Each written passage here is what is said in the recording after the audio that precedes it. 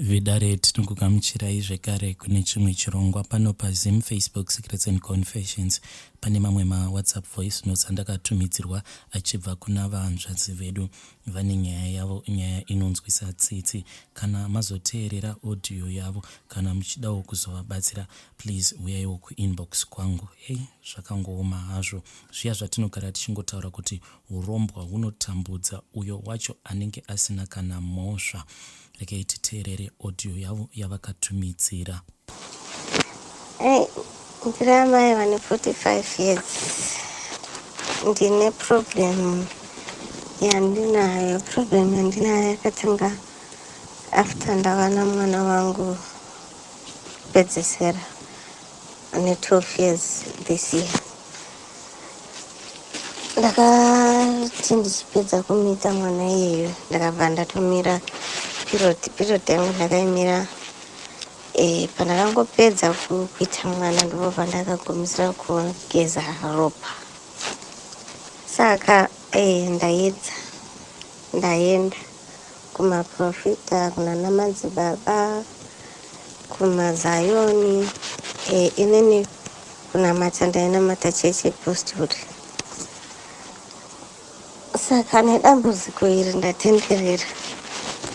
Sometimes ndikutofunga kuti maybe ndiro rakatondidonhedza kuchechi kwacho, because zvinezvi handichaende kuchechi. And besides dambudziko irori ndine problem hombe. Ndiri munhu uya anga achishanda nemweya zvokunzi profita kana ndiri kuchechi.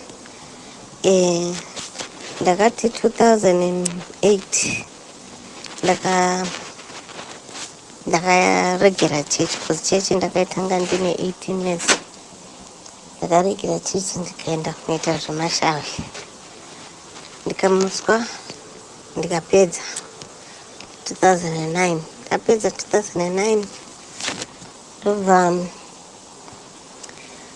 ndauya kuzosiiwa. Pandakasiiwa pacho anasisi vakanga vari kumba kunoku kuJohn, because inini pakuzvarwa kwangu ndiri mushona but amai vangu mundeveri. Saka amai nababa vakazosiyana. Nyaya yangu ihombe ndikada kuitenzera kunovira zuva tingotaura. Then to cut the story short, huku imi yakanzi ndiyo handipane mhuka dzinotengwa kunzi dziurayiwe dzichikuchimbura paunenge uchiunziwa kumba. Saka huku imi ikafa. Takati yafa, sisi wangu wabva wati hapana zvaitiwa. And for sure hapana zvaitiwa, handinamborapa kana. Asi inini nekutaura kwavaita vaiti inini ndiri murapi. Ndaingoona asi ndisingakwanisi kuona mishonga. Ndisingakwanisi kuona kuti ndokurapa nei. Ndoona problem yako asi ndisingakwanisi kuti ndokurapa nei. Okay, ndobva ndaregera ndikadzokera kuchechi. Pandakadzokera kuchechi kuya, problem yakazoitika ndeyekuti ndaingoudzwa kunzi pane munhu atora mweya uyoyo akushanda nawo. Ndakabva ndatotanga kushupika. Since from that time mabasa akapera, kudanana, nyange ndichida kudanana hapana chinhu chiri kufamba. Saka handizive kuti because kune zvakawandisa zvandokusangana nazvo mulife kana ndichienda ndinotsvaga upenyu hwangu. Because kuti ndigare zviri kundirambira, kuti ndinamate zvinhu zviri kuita wese, ndichienda kuti vanhu handisi kumuwana futi munhu ari kukwanisa kundigadzirira. Saka pakufamba apa ndokusangana nekuti pane munhu akaromba futi mufamily medu, kwana mai kwana baba. Kwana baba ndibaba akatoromba, ndinotoziva zvese family yese, because vakamboedza kunodzorera kwaona muridzi wacho atoshaya. Saka uku kwana mai uku unenge munhu wacho akashanda neni here, because ndakamboenda kune mamwe madzibaba kuselbom park kubulawayo, akati ndinyore mazita efamily yangu yese, kwana baba nekwana mai, munhu anoshanda nemalaki angu, kana nemabhizinesi achadonha, kana nechichi zvichadonha, ndichaona kuti. saka hazvina kuzoitika sezvakataurwa namadzibaba. Kwakangodonha chete dzimota 2 asi hapana kunyungudika, hapana kutsakatika. Akapika apa akakwanisa kudi kuenderera mberi. Ndakabva ndaziva kuti mukoma wangu uyu chimidzi ndiyarudi akushandisa laki rangu. Okay, pakazoti ezvinezvi last of last year nin'ina wangu wakwanama ikoko achiroorwa. Kurova iye andirevera nemhaka izvoni ndati amai vake vanorohwa. Saka ndokuti mari yeroora waichigara mumaoko make kozi maoko make makasviba. Ndisina mbotaura kana chinhu kozi andisanisa nefamily ndikangosiyana nazvo, ndinambotaura ndikangonyarara. And then tiri kungofamba takadai, problem yangu iri 1. Panyaya yangu yeperiod hapana chinhu chisipo, like vanhu vechikadzi vanoziva kana ndichiti hapana chinhu chisipo pamasigns angu ese. Ndinawo ese masigns angu kuti nhasi ndiri kuperiod, nhasi ndabuda, hapana kana chirisipo. Ndozvikundishamisa. Saka nekuteerera nokutedzera zvinhu zvese zvinenge zvichitaurwa panyaya zvechivanhu nezvinhu zvevanhu ava vanoromba. Saka ndienda kutofungudzira kuti maybe munhu anoshanda neropa rangu here pane zvinhu zvinouya kuzotora ropa rangu ndakavata, because ropa handiribati. Sometimes kunobuda mweya instead kuti ubude mhepo, kuti ubude ropa. Saka handisi kuziva kuti ndobetserekana sei, because ndikaedza kuti ndifambe ndinotsvaga vanhu vaya vanobatsira. Kana ari munhu anobhadharisa ndinoshaya mari, kana ari munhu asingabhadharise chinhu chinoitika kuti sometimes anoniperera, anosviba mwoyo nemi.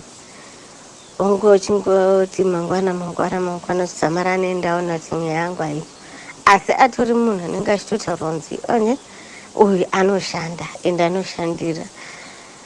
Saka batsirikani, ndikumbira mundibatsirewo ndikwanisewo kuenda kuperiod, because pandiri kufamba pese pandiri kufamba wongoti ndakasungwa ipapo, pandakasungwa ipapo ndipo pakabva patoperera laki yangu. Nyange ini ndiye ndiri munhu wokuti nemunhu wokutoti angatoti mama uya tigare pasi ndoregera kana kushanda, but ezvinezvi hapasina kana munhu musvino anouya. Kana ari munhu musvino anouya anongoti paanenge afungira kundipa mari yacho haisvike kana 500 rand, okupa kana 200 unotanga kukomplena, kukuverengera chino zvokutoti zvokudanana kwacho handiziwe. Even pandogara pamukuku pandogara ezvinezvi pane problem yokuti mapenzi angu akudywa kuzasi, makonzo odya kuzasi kwese chijira chemukati chawo odya chopera. Mapenzi angu ese haasisina chemukati.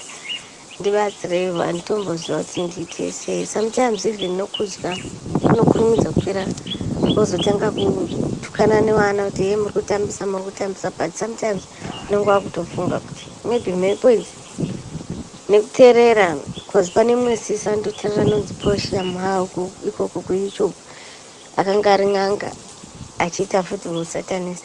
Saka pane zvimwe zvinhu zvaanotaura zvandinopikawo kuti, which means some of these things they are related to what is happening in my life.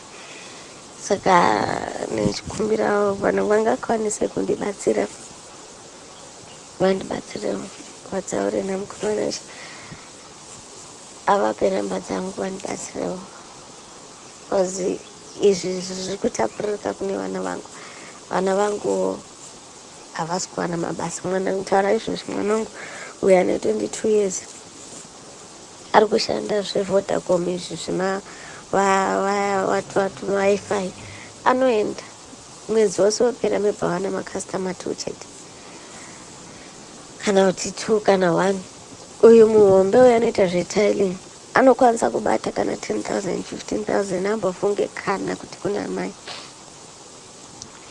Saka ndechikumbira rubatsiro because ndoziva kuti kana wakabereka vana hauna kuvaberekera kuti vari chikwereti, no. Neniwo amai vangu vakanga vasingandinetse, I have to kuti inini ndizvinetse kuti ndina amai.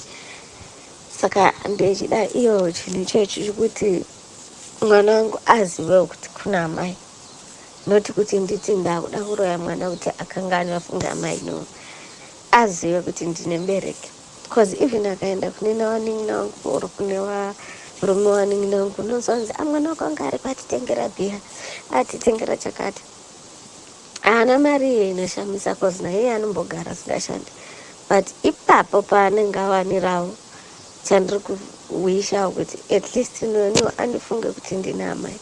Kana zviri zviitwawo zvokunzi vafuratire vana vandifuratire ndigare ndishupika, ndichikumbirawo mundibatsirewo vadarikani, mundibatsirewo ndanetsekana cause ndaedza kunamata ndikuona zvichiita wese, ndiri kufamba ndikuona because I'm no way, I don't wanna lie to you, I'm no way. Ezvinezvi ndiri kushanda, ndinomboita zvegambling izvi, ndoshanda kana ndashanda ndoti mirai ndiedze kuti nditambe mepi ndikabata mari yoenda ndotanga kupinda kune zvikwereti kunana machonesi. Handichamboziva kuti ndiite sei, ndakutofunga kuti sometimes maybe kana ndakagara ndisingashande kushanda kwacho maybe kutori nani, but still kana ndisingashande ndechivisha kuwana basa. Saka ndechikumbira rubatsiro vanokwanisa kuti vandibatsirewo. Vedare ndo voice note randakatumidzirwa richibva kuna vanzvadzi vedu, vakabva vazotumidzira zvekare rimwe voice note rekaitinzwe vachienderera mberi nenyaya yavo. Maproblems akamungu akatanga ndichiri mudiki ndisati ndapinda kana chikoro grade 1. Ndaive munhu aiti ndomuka ndakarudza, kwaiva nemazuva kuti ndinomuka ndakarudza. Saka pandazokura, ndisati ndakura ipapo kwaitika kuti mwana watete wangu akandibata ndisiri mudiki.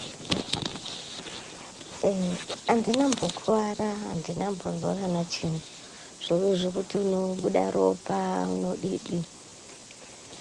Then ndakati kwaari ndichaudza gogo, ndaigara nambuya, ndini ndiri kwababa kumusha kwababa. Ndikati ndichaudza mbuya, akati mudze. Saka handinambomudza mbuya, ndikadzama ndisinambomudza. Zvakaenderera ndikapedzisira ndakunze ndisadye stomach, which means ndine ndadya stereki, ndozvikuita kuti ndirudze. Ndaiva futi nedambudziko rokuti baba vangu vaiti vakanditengera bhutsu yangu imwe chete inonyangadika. Ndaive mwana akazvarwa pabarika, saka mai vangu ndivo vanga vari vadiki. Mai guru vangu ndo vataigara navo. Amai vakanga vadzokera kumusha kwavo nekuti vanga varwara, asi vakanga vachirwara zvichinzi varwariswa nevadzimu, ndo vaenda kumusha kwavo, havana zodzoka futi kwababa. Tabva ipapo ndakaenda kwamai kunoshanya. Tadzoka kwamai, mukoma wangu andaimutevera akarwara, akaiswa chitsingo namai guru, kamurova nebanga 3 times majoints ese, ndobva kufamba akuzviitira ropa. Kana achida kuenda kusango achiita ropa, aita ropa. Saka tine vatete vakanga vari munhu vairapa, sekuru kamutora akanorapwa navatete, akaita right, akadzoka pamba. Saka pakauya amai guru ngomutukirira, muroi wata achimutukirira. Mai vakadzamara arova mukadzi uya ndobva mai vakatitora ukaenda nesu kumusha kwavo kubulawayo, kozi isusu tiri baba vangu mushona mai mundevere. Ndobva atitora isusu kwababa ndakazvara tiri 2, nini nemukomana mombe. Ndobva atitora paya. Baba wakati kwandiri, iyeyo wamapa senemi yenyu. Saka ini ndakazoshandisa senemi yamai. Iyeye wamapa senemi yenyu ndiye achadzoka ega kwandiri, ndiye achazonditsvaga ega. Ndibaba wangu achidaro. Ndakanga ndisingazivi kuti zvikurevei. Ndobva tagara ndakuform 3 ndobva ndasangana nemumwe mukomana kandidaidza nezita, kandiudza kuti iwewe chikoro hauchipedzi asi unenge usina mimba, asi nepamusaka pemudzimu uri pamusoro pako ndoichakuvharira kuti upedze chikoro. Ndikasvika ndikaudza amai vangu, ini ndakatanga kunetswa nemudzimu ndiri grade 5. Amai vakandivhara nasekuru, baba vandivhara paya. Amai vakati ndakura vakandiudza kuti ndiende kuchechi. Saka ndaive ndiri munhu aingoenda kumachechi, zvezvo zvouwana uchingoenda kumachechi. Ndobva chikoro chacho for sure handinambochipedza. Amai vakasangana neaccident, vaenda kunohodha. Saka zvinhu zvese zvikanyakaduka nemvura, tikatadza kunyora form 4 yacho. Alright, tatadza kunyora ndobva ndauya kunoku kujoni. Before ndichiuya kujoni ndikaita mwana, ndakamitiswa, munhu akangondisiya. Ndobva ndakatanga manje kupinda chechi dzemweya idzi. Ndobva ndakatanga kunzwa kunzi hai mama imi hatizokuti Mwari akapindira sei kuti muve nemwana, kuzi mimi mutori mukadzi wechikwambo. Ndikatanga kunamata. Ndobva ndazokwanisa kuuya kunoku kujoni. Ndaya kujoni ndobva ndasangana nebaba vamwana wangu wechitu. Ndobva tagara kwacho kwangu kusinganakidze. Nekumusha kwavo kwangu kwakabatwa futi. Vakandivenga mbuya vacho nevana tete vacho. Chechi vachitondudza kuti ukaregera kujoina kuru yavo yeusiku uchiminza ugari pamba pacho. Handinambojoina inini. Ndobva ndatobva pamba pacho. Ndakasiyana navo after 7 years. Ndane mwana mumwe chete. Okay. Ndichingoramba chingonamata. Ndati 2008 ndobva ndatanga kuita zvevadzimu zvacho. Pakatokanganisika upenyu hwangu hwese manje. Ndatanga kumutswa, ndamutswa ndikapedza. Mukadzi acho uyo akandimutsa ndobva atobva andivhara. Saka ndikavhurwa nemumwe musiyoni asingazivi mukadzi wacho kuti ndavhurwa. Saka ndakanga mweya wekuona ndakanga ndinawo, but iye akanga andivhara. Saka ndisina kana mushonga wandiri kuziva, nyange kuhope ndisingarote kana mushonga kana chii. Ndobva paakandiburitsa paya ndobva ndangodecide kuti sinzi ndisina kana mushonga wandinonorota wandinoona, saka which means inini ndiri parisk, kalife yangu iri parisk, saka ndingangofe anytime. Ndobva ndadzokera kuchechi kuya. Ndaipinda 12 apostoli chechi dzekubulawa yemweya yeni. Ndobva ndadzokera kuchechi. Hondo yacho manje kuchechi kwacho, uchisimudza mweya mumwe ari kurwa newe, uchisimudza mweya mumwe ari kurwa newe. Uko manje vari kundiudza kuti kumba kwana mai vari kurwira mudzimu wacho. Ndobva kwazoita kuti vakandiudza kuti pane munhu atoromba ende atora laki rangu kuti ashande neni. Ndafamba ndopandakatovharika period. Ndobva ndatovharikwa period ipapo. Period yangu yavhara nanhasi ndaedza wadikani, ndafamba hapana pandisina kufamba, kun'anga, kumazayoni, kumana madzibaba. Uchisvika paya vamwe vanhu vanenge vakuda kukuita mukadzi, vamwe vanhu vanenge vachida mari, woshava mari yacho. Handizivi kuti nditangire papi. Ndatenderera, ndambogara 4 years yese ndisikaoni kana peace job. Ndogara nekusouth Africa ndisinaoni kana peace job. Hakudandana nditauri kozi tongogara chingorota nevarume, une murume, rota une murume. Pane hope dzinondinetsa.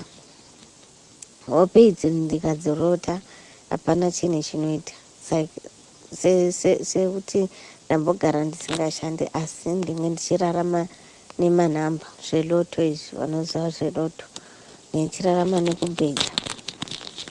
Ndikangorota kunge kona stitch yemanspara, ndikairota yakadhuka, mvura chichingoerera, zuva rese ndoswera ndichidyiwa.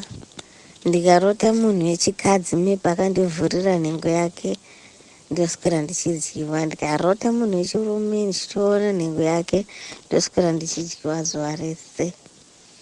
Handizivi kuti hope idzodzo ndo hope dzinondinetsa. Handizivi kuti ndine makore mangani ndichirota hope 1 idzodzidzi. Ndidzo hope dzokurota maprivate parts nedzemvura idzodzi. Mvura yakasviba inenge isinganhuhwire, but inenge yakasviba, chitoona kuti iyi mvura yakasviba. Ende chitori chinhu chinenge chakaita kunge chakatosetwa kuti zvinenge zvinhu zvangu zvakuda kuti zvivhurike, ndinenge chitoona kuti these days zvinenge zvakuita. Ndikangorota hope idzodzo ndotanga padzo. Saka ndichikumbirawo vanokwanisawo kuti ndisunungure mhiko yehuro iyi iri pamusoro peupenyu hwangu. Ndaedza kunamata, ende ndiri munhu andaiti ndichinamata iko kuchechi kwacho ndaitoshanda hangu nemweya, but ndinoita maenemies akawandisa. Unotoita unowana wakurwa hondo dzausingazivi kuchechi kwacho. Saka ezvinezvi ndakagara ndakungonamata hangu ndiri kumba. Even if ndichiedza kudanana, pana relationship inogara.